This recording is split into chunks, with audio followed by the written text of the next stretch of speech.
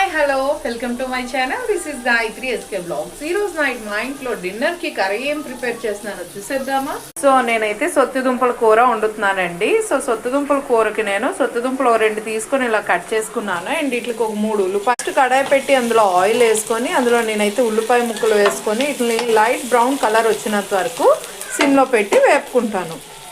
ఇందులో కొంచెం అయితే నేను పసుపు వేసుకున్నానండి, చిటికెడంత పసుపు వేసుకున్నాను. సో ఇదైతే పసుపు వేసి కలుపుకున్న తర్వాత సిమ్లో పెట్టి బాగా వేగనివ్వాలండి. ఏ కూరైనా మనం సిమ్లో పెట్టి వేపుకుంటే టేస్ట్ అనేది బాగుంటుంది. ఇప్పుడైతే నేను సొత్తు దుంపలను అయితే అందులో వేసేస్తున్నానండి.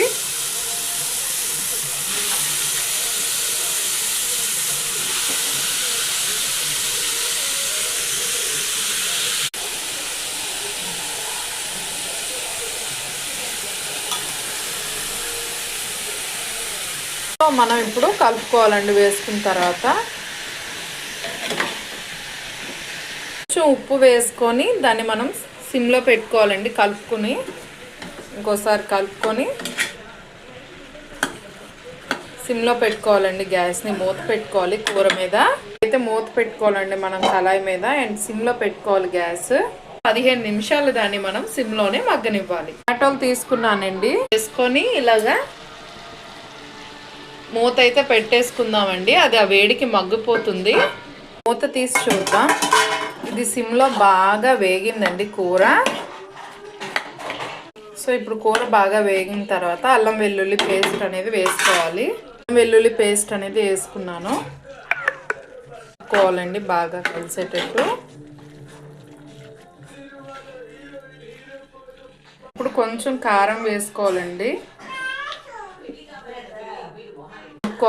కారం వేసిన తర్వాత బాగా కలిసేటట్టు కూర మొత్తం తగినంత కారం వేసుకోవాలి. ఎవరికి నచ్చేంత కారం వేసుకోండి. ఎందుకంటే కారం ఎక్కువ తిన్నోళ్ళు ఉంటారు, తక్కువ తిన్నోళ్ళు కూడా ఉంటారు. కూర అయితే ఇంకా మనం వాటర్ అనేది వేసుకోవాలండి. ఇంకా కొంచెం కొత్తిమీరతో గార్నిష్ చేసుకుందాం. అయితే వాటర్ అయితే వేయలేదండి, ఎందుకంటే సో ఇదైతే చాలా లేతగా ఉంది కాబట్టి, సో ఇందులో బాగా మనం మగ్గిపోయింది కాబట్టి సో నా కర్రీ అయితే రెడీ అయిపోయింది. సో సొత్తు దుంపల కూర అయితే రెడీ అయిపోయింది. ఫ్రెండ్స్, నా వీడియో కానీ మీకు నచ్చితే లైక్ చేయడం మాత్రం మర్చిపోవద్దు.